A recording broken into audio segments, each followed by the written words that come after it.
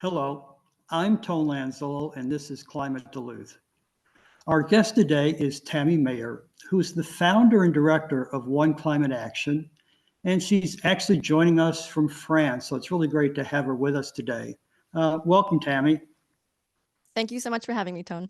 It's great to have you. And why don't we just simply begin with telling us a little bit about One Climate Action, how it began, and kind of the goals and focus of this initiative you've begun. Sure. Thanks so much. So One Climate Action is a social enterprise teaching people to be more convincing when they talk about climate change. And so we offer 3 different training programs. One of them is about climate conversations. One of them is about climate communications. And there's another one for job seekers so that they can get a career boost. And the programs are all based on research, climate psychology, human behavior, persuasion, and even the art of selling. And that first one, talking about climate change, that teaches people to have really effective but peaceful conversations on climate change. So we teach the strategies that people need so that they can be more convincing and get people to take action and support climate solutions. And the other programs are all along the same lines. Climate conversations leads to climate communications online. So digital media and even speaking up in public speaking. How do we talk about climate change in a way that can bring people on board? And so all of our programs give time for people to practice in a safe environment with like-minded people.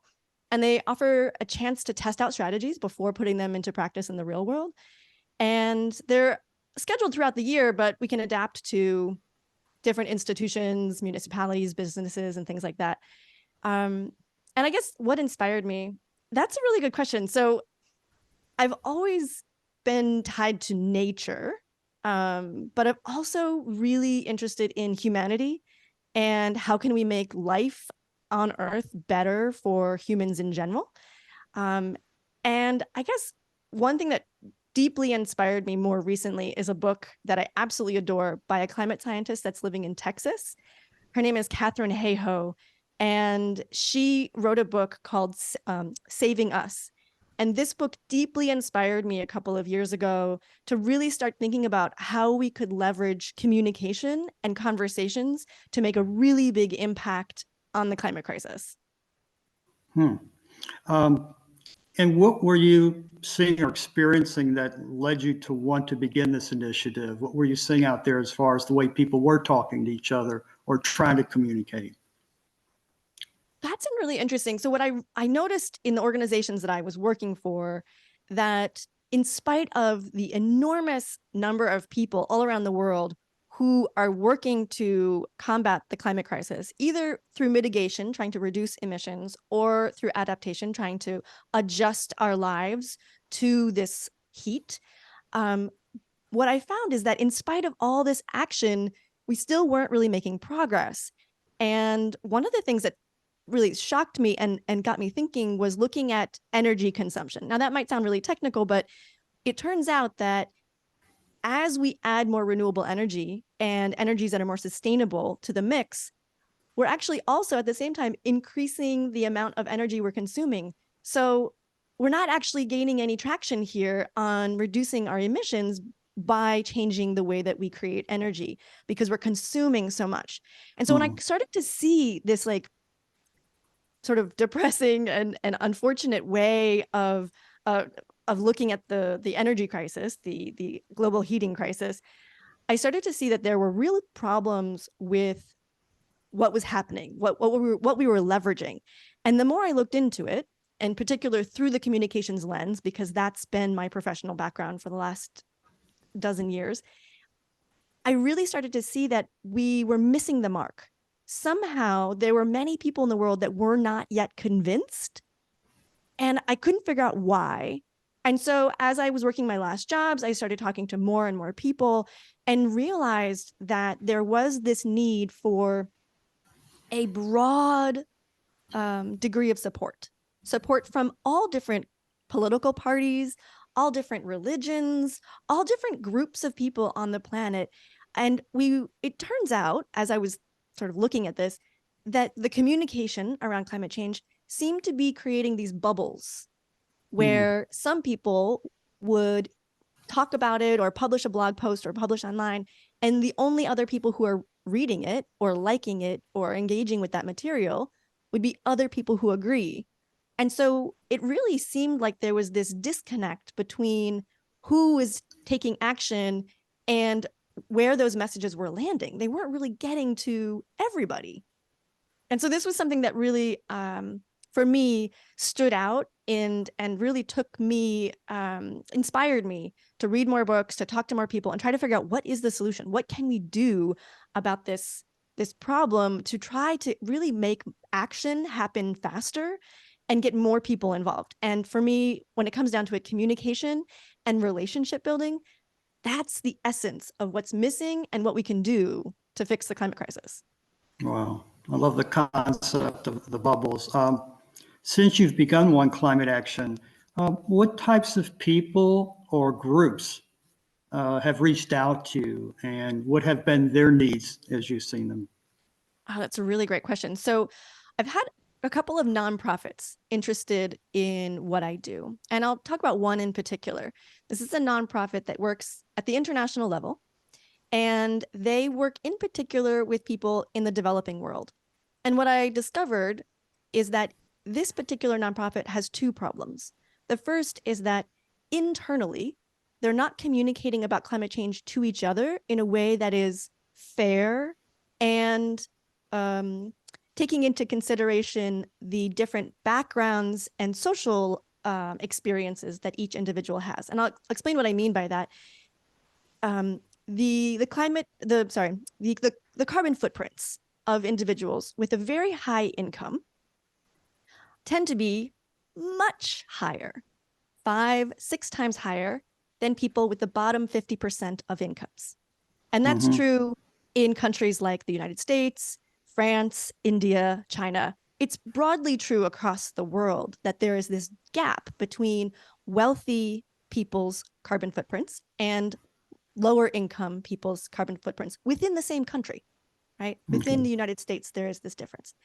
And so the reason why I'm mentioning is that is because what we ultimately discover here is that the responsibility for carbon emissions is therefore more the responsibility of wealthier individuals. And I don't just mean wealthy as in the most wealthy people in the world. I also mean wealthy as in people who are economically comfortable, who can afford to drive a car, can afford to eat meat on a regular basis, can afford to heat their homes in winter. These are sort of basic things, but for a lot of the world, this is really a wealthy person's right and privilege. And so in this particular nonprofit, to come back to your question, there were people who earned a lot more money and people who earned less money who worked there. And they were not talking to each other in ways that were respectful. And so about climate change, and they were talking about climate change in a way to put the responsibility on people who have less income. And so this lack of awareness of the responsibility of climate change, of these of the carbon footprints of people of different social and economic status, without taking that into consideration, we can become very judgmental in the way that we communicate. And we can basically cast blame where perhaps blame isn't really due. And so this was happening internally to the organization. But in addition, because this organization is a European organization working in developing countries, low-income countries, this lack of respect was happening between the employees and the participants of their programs. And so this particular nonprofit is interested in learning how to, training its employees to communicate better internally, but also to communicate better to their participants in their programs. So that's just one example of a group that has reached out to me to work with me and to learn. And then there are so many different reasons why people might work with me. Some of them, and work with One Climate Action, I don't mean just me, but One Climate Action. Some of the individuals who come are doing so out of their own personal desire. They want to convince more people in their lives. Some people are doing it out of a professional desire to convince people in their company. So for example, a sustainable development director, that person might want to convince the people above them, the upper management, They also might want to engage the stakeholders, all the different people, their collaborators, the other staff at the company, to really be involved and invested in the projects that this sustainable development director might be initiating. And so that individual might have a real interest in persuading lots of people to get involved. And so this program that I offer, Talk Climate, would be perfect for that individual. And then there are a lot of people, it turns out, who are really interested in the climate communications training, which is more geared towards communicating online or in public speaking.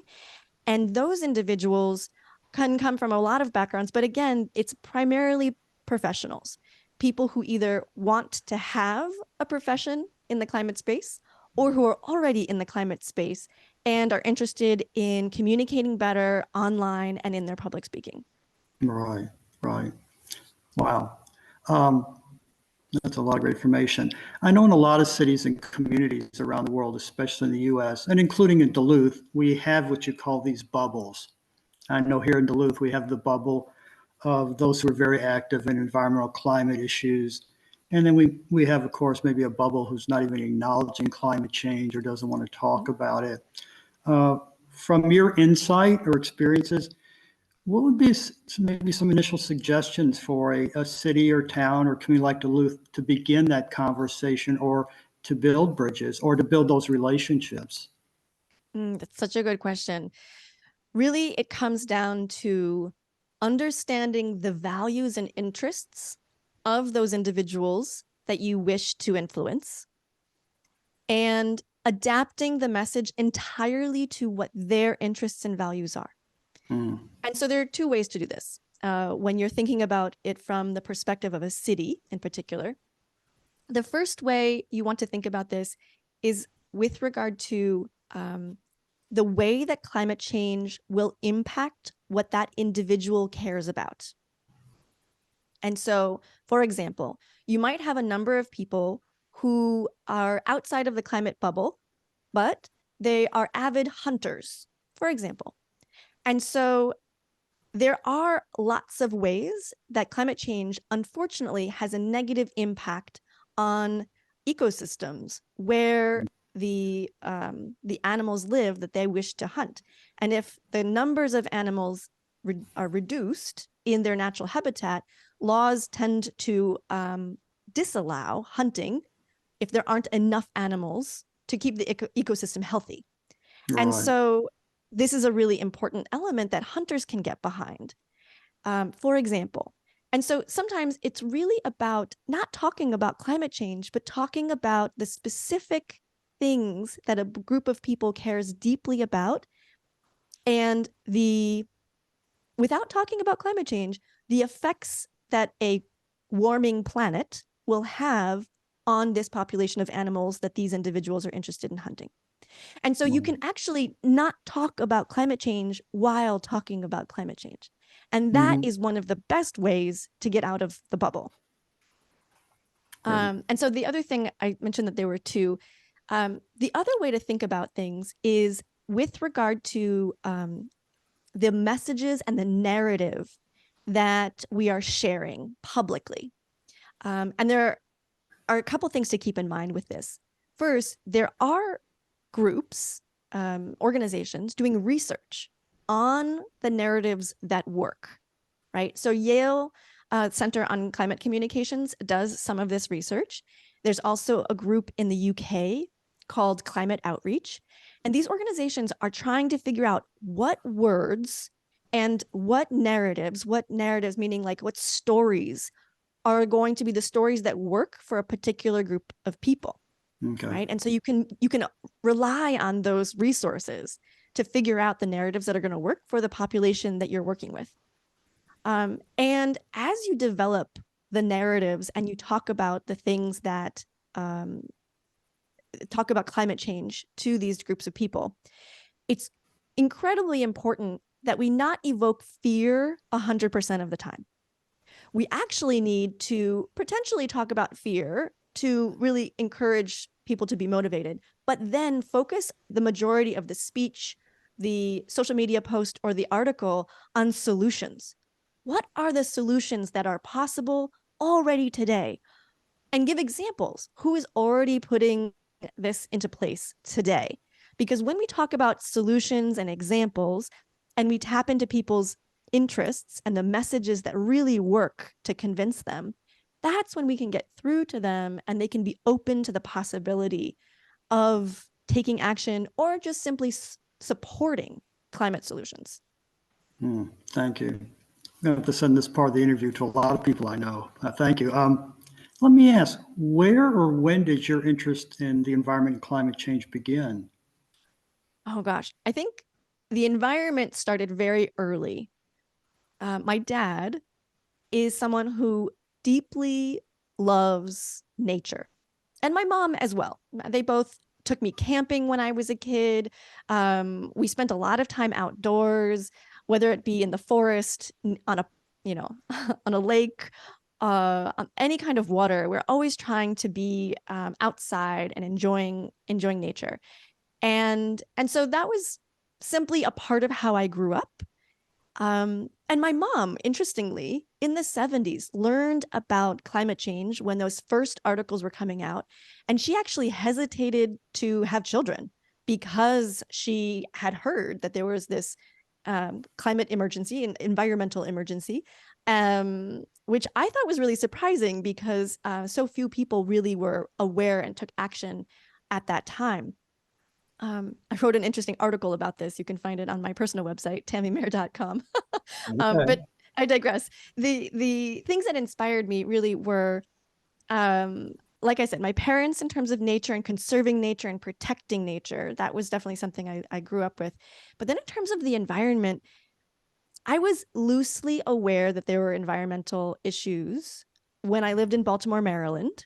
I got my undergraduate degree there and my first master's there. And I was aware of things like the zero waste movement, where we use, cloth handkerchiefs and we try to reduce the packaging in our lives and things like that. But other than that, I really wasn't sure what the problems were or what I could do about them. And then I moved to France in 2015. And interestingly enough, I moved right before COP21 happened. So that's the big event when the world's leaders signed the Paris Agreement, which is this big agreement that all countries say, yes, we should keep our global warming low as possible. And here's the way we're going to do that. And so I didn't know anything about COP at that time, this event called COP. And in France, though, there was a lot of news about it. And so I started understanding like, oh, what is this thing? And oh, what is this Paris Agreement? And because there is in Paris a huge, strong community of climate activists and environmental activists, there was also a huge amount of awareness in the media and in just in social conversation about these topics.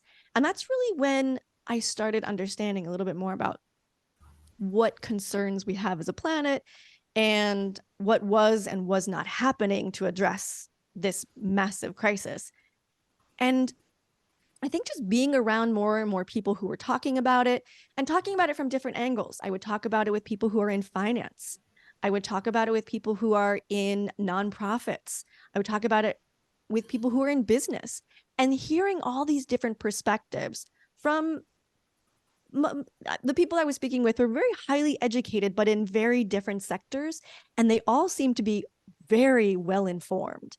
And so that inspired me to become more informed and to look into it. And it became so important to me that I actually went back and got a second master's degree to try to understand the topic more, and not just environmental topics, but also social issues and economic issues. So I really wanted to understand this triad of how environmental issues, social issues like poverty and hunger interact with economics, and how can we find solutions.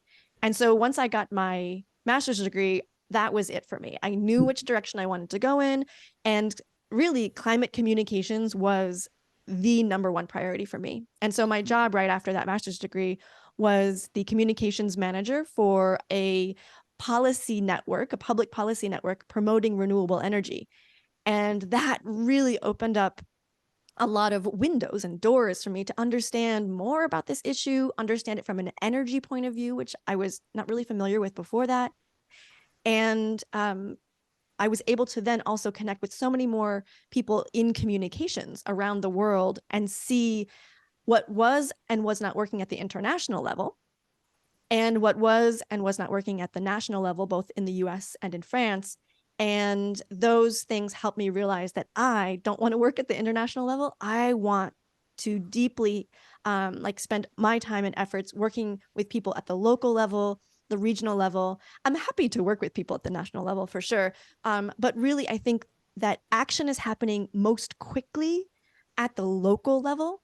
And it can happen most dramatically at the local level too, because there's a lot more leverage and a lot more room for maneuvering.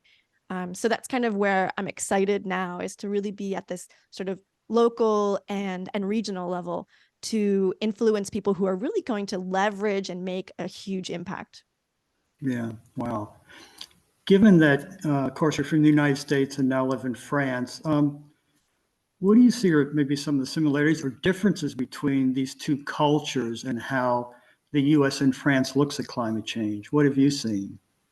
That's a really good question. So there are two big differences with regard to awareness. So in the United States, there is, broadly speaking, amongst all different types of populations, less awareness of the problems and their solutions. In France, they've had a long-standing awareness. And so anywhere in the whole country, people really have a pretty good idea of what climate change is, how it's going to affect them locally, and they have opinions about it that are quite educated from my point of view. Whereas in the United States, there seems to be less detail in people's awareness and understanding of both the problem, the possible effects, and the solution. And so there's this awareness issue that comes into play between the two countries. And then the way that the news media talks about climate change is also really different. And that stems primarily from two factors. First, the news system here is less managed by urgency. And that's partly due to funding. So there's a lot more public funding going into TV stations, which keeps their news more calm and less dramatic.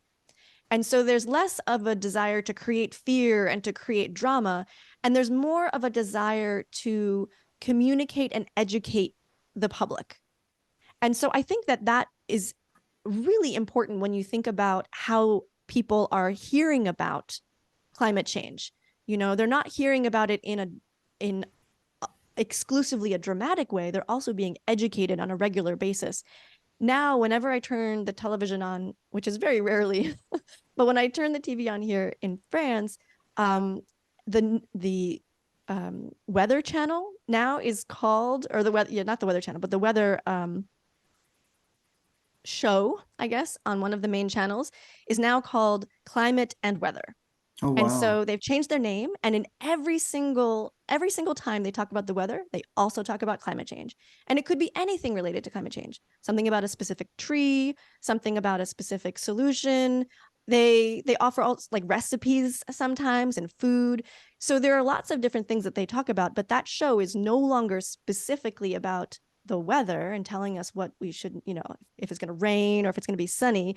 They're also telling us things that we need to know and educating us about climate change. And it's really hard to turn on the TV. You scroll through the channels and there's so much that's related to climate change. It's hard to avoid in the news media. And then I think another thing that I think is really important to know, and that's the availability of solutions.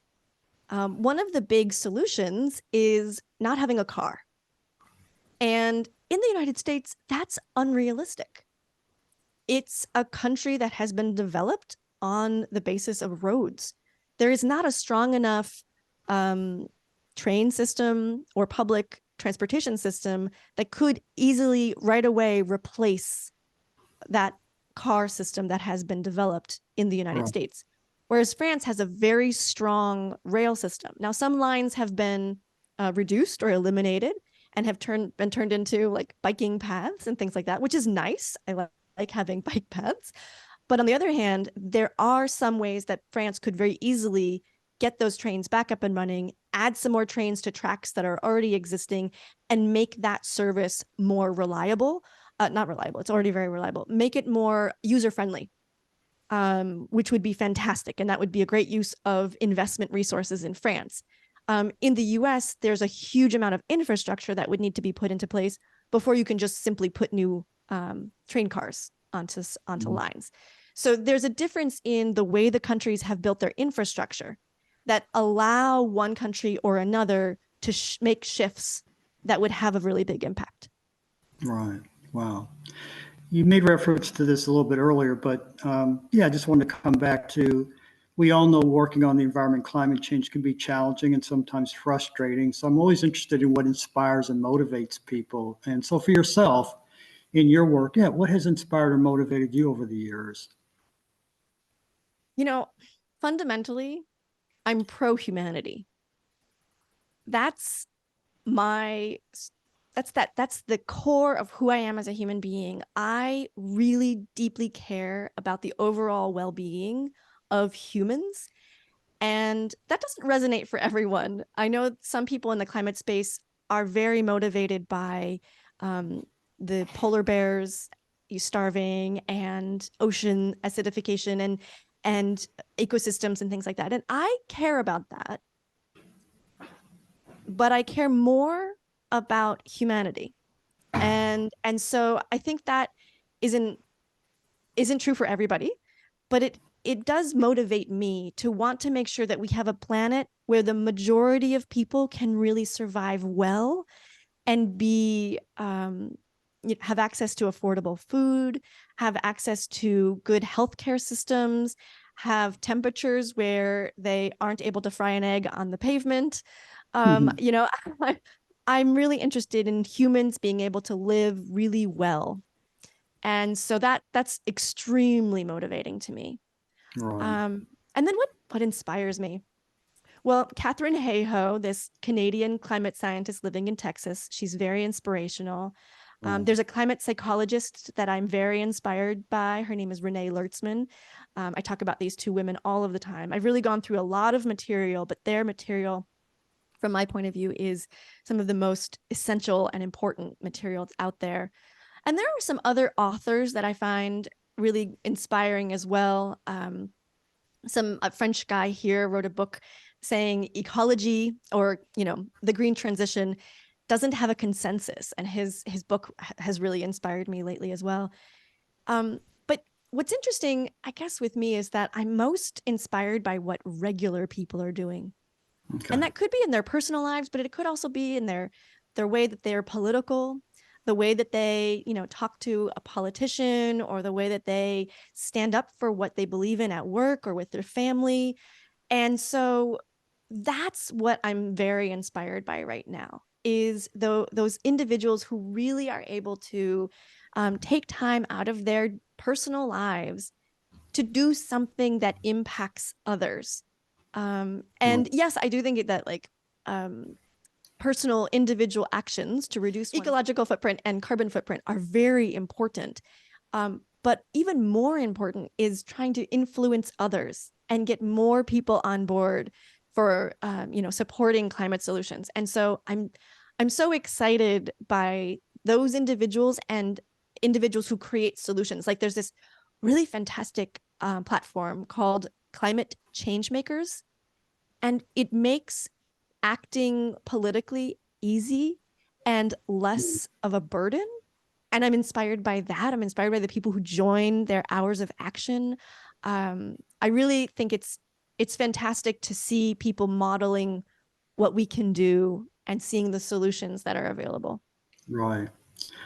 Well, Tammy, I'm very inspired by your story. I'm inspired by all the work that you've put into addressing climate change. I hope a number of people will see this interview in the near future. And I just want to thank you for spending some time with us today. It's been a pleasure. Thank you so much, Tone. It's been really a pleasure talking with you. I'm so glad we had this opportunity.